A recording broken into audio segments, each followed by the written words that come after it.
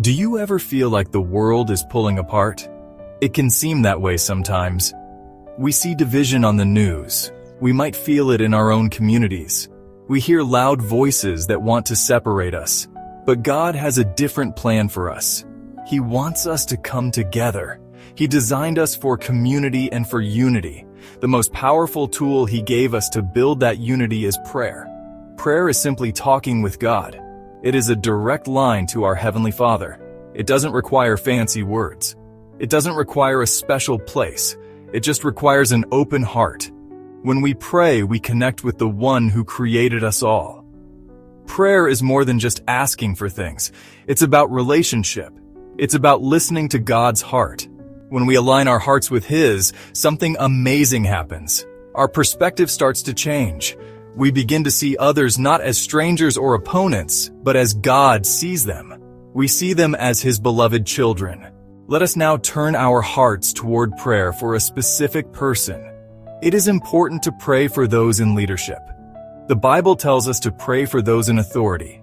We do this so that we may live peaceful and quiet lives. Today, we will lift up our brother Charlie Kirk. He is a voice for many in our nation. He stands in a place of influence. With that influence comes great responsibility and great challenges. So let us come together and ask God to pour out His blessings upon him. Let us cover him in prayer, asking for God's hand to be upon his life and his work. Dear Heavenly Father, we come before you today as your children. We thank you for your unending love and grace. We thank you that we can approach you with anything on our hearts. Right now, Lord, we want to lift up our brother Charlie Kirk, who has gone home to be with you. We thank you for the life he lived and the ways he touched those around him. Surround his loved ones with your presence and let them feel the peace that passes all understanding. In their moments of sorrow and loss, quiet their spirits and remind them that true strength comes not from themselves, but from you alone. We ask that you would be their shield and protector in this season of grief. Father, grant comfort and wisdom to all who mourn Charlie. Help them to see this moment through your eyes and trust your perfect plan. Give them hearts that seek your truth above all else. Guide their words and actions so that they bring hope, healing, and unity as they remember Charlie's legacy. Now let us broaden our focus. Let's lift our eyes from one person to the entire world.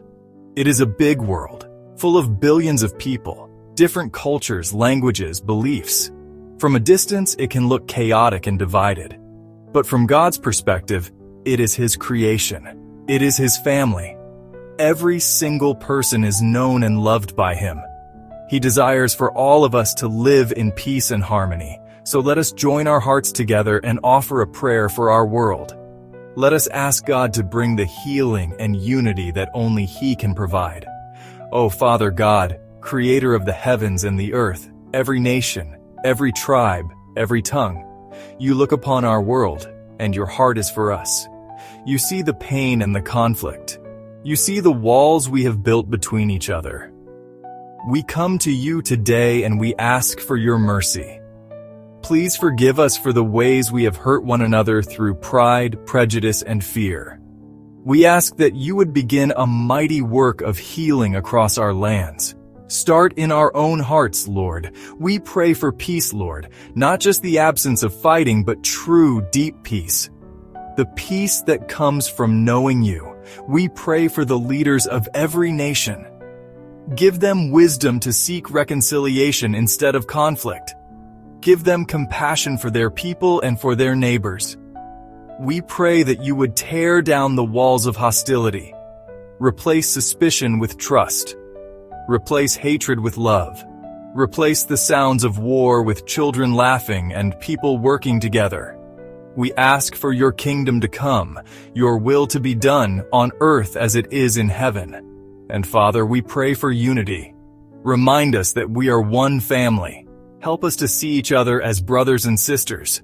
In Jesus' name, Amen. Where does this idea of unity come from? It's not just a nice thought. It is at the very core of Jesus' message. Jesus came to break down the greatest wall of all, the wall between us and God. But he also came to break down the walls between people. He gave us a clear blueprint for how to live together. It all starts with his two greatest commandments. He said to love the Lord your God with all your heart, soul, and mind. And the second is just like it. Love your neighbor as yourself. This is the foundation for everything. Think about what that means. Loving your neighbor as yourself. Your neighbor isn't just the person who lives next door. It's not just the person who looks like you, thinks like you, or votes like you. In the story of the Good Samaritan, Jesus showed us that our neighbor is anyone in need. It is anyone whose path we cross. He calls us to show mercy and compassion to everyone, without exception. This kind of love is radical. It goes against our natural instinct to stick with our own tribe. It challenges us to open our hearts and our hands to all. Jesus also prayed passionately for our unity. On the night before he was crucified, he prayed for all who would believe in him. He prayed that they may all be one, just as you, Father, are in me and I in you. He wanted our unity to be a sign to the world. He wanted people to look at us and see a reflection of the love between him and the Father. Our unity is meant to be a powerful testimony. It's meant to show the world that God's love is real. It's meant to draw people to him. When we are divided, we damage that testimony. So how do we live this out? Jesus showed us through his own life. He ate with tax collectors and sinners. He touched the unclean. He spoke with women and foreigners who were considered outsiders. He consistently broke down social and religious barriers.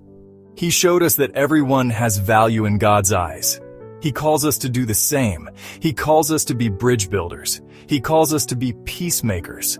Following Jesus' blueprint means actively seeking to love, serve, and understand those who are different from us. It is a daily choice to live in unity. We have talked about praying for unity, but how does that actually work? How does talking to God build bridges between people? It works in two powerful ways. First, prayer changes us. Second, prayer changes things around us. When we consistently pray for someone we disagree with, it's very hard to continue disliking them. Prayer softens our own heart. It forces us to see that person not as an issue, but as a person loved by God, a person with their own hopes, fears, and struggles. It's a spiritual process of transformation.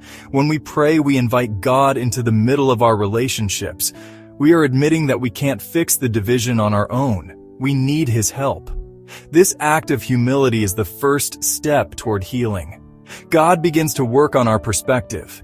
He helps us to see past the surface-level disagreements.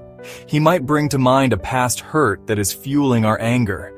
He might show us our own pride. He might give us a new sense of empathy for the other person's point of view. Prayer chips away at the walls we've built inside our own minds and hearts. Prayer also changes the spiritual atmosphere. We live in a world where there are spiritual forces at work.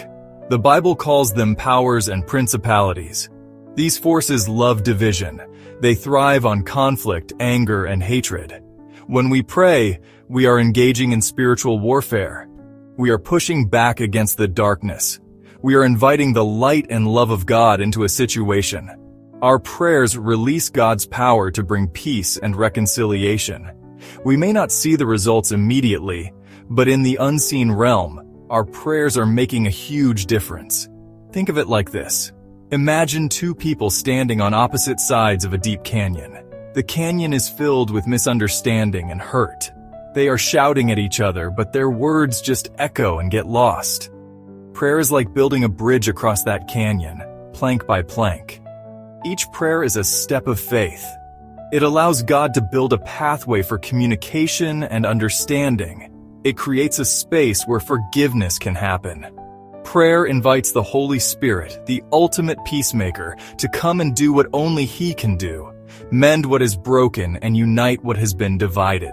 It is easy to feel discouraged. It is easy to look at the world and lose hope. We see so much conflict. We hear so much angry rhetoric. Sometimes it feels like the divisions are growing deeper every day. We might ask ourselves, can things ever really change? Can we ever truly be united? The answer from the world might be no, but the answer from God is a resounding yes. Our hope is not based on what we see in the news. Our hope is not based on politicians or policies. Our hope is anchored in something much more secure: the character and promises of God. God is a God of reconciliation. The entire story of the Bible is about God bringing people back to Himself, back to each other. He has not given up on His world. He has not given up on His family. The resurrection of Jesus is the ultimate proof of this. It shows us that even out of the darkest moment, the crucifixion, God can bring new life. He can bring victory out of defeat. He can bring hope out of despair. This is the foundation of our Christian hope. No situation is too broken for God to redeem. No division is too wide for Him to bridge. This hope is not passive. It's not just sitting back and waiting for God to do everything. It is an active hope. It is a hope that motivates us to act. Because we have hope, we pray. Because we have hope, we love our enemies. Because we have hope, we work for peace. Because we have hope, we refuse to give in to cynicism and despair. Our hope gives us the strength to be agents of healing and unity in a hurting world. We become God's hands and feet, putting His love into action. We do this knowing that the ultimate result is in His hands. So, when you feel overwhelmed by the division in the world, remember where your hope comes from. It comes from a God who is all-powerful. It comes from a Savior who has already conquered sin and death. It comes from a Holy Spirit who is at work in the world, changing hearts. Let this hope fill you today. Let it be the fuel for your prayers. Let it be the motivation for your actions. Do not lose heart. God is still on His throne. He is still at work, and He has invited you to be a part of His incredible plan of restoration. So where do we go from here? We have talked about prayer. We have prayed for a leader and for our world. We have looked at Jesus' blueprint for unity. We have seen how prayer can build bridges and give us hope. Now, it is time to walk forward. The Christian life is not a spectator sport. It is a daily walk of faith. Each day presents us with new opportunities to build walls or build bridges. Each day, we can choose to live as part of one family under God. This journey begins with small, simple steps of obedience. It starts in our own homes and our own hearts. How do you talk about people who disagree with you? Do you pray for them? It continues in our communities. Do you make an effort to get to know people who are different from you? Do you listen to their stories? It extends to how we engage online and in public. Do our words bring healing, or do they add to the noise of division? These are practical ways we can live out the unity we pray for. We must be the change we want to see in the world, starting with ourselves. Let's make a commitment today. Let's commit to being people of prayer. Let's set aside time each day to pray for unity. Pray for our leaders. Pray for our nations. Pray for those we find it hard to love. Let's also commit to being people of action. Let's look for one practical way this week that we can build a bridge. It might be a kind word to a stranger. It might be listening to a different point of view without interrupting. It might be serving someone in need. Small acts of love, done consistently, have a massive impact. Remember, you are not alone in this. You are part of a global family of believers who are all praying and working for the same thing.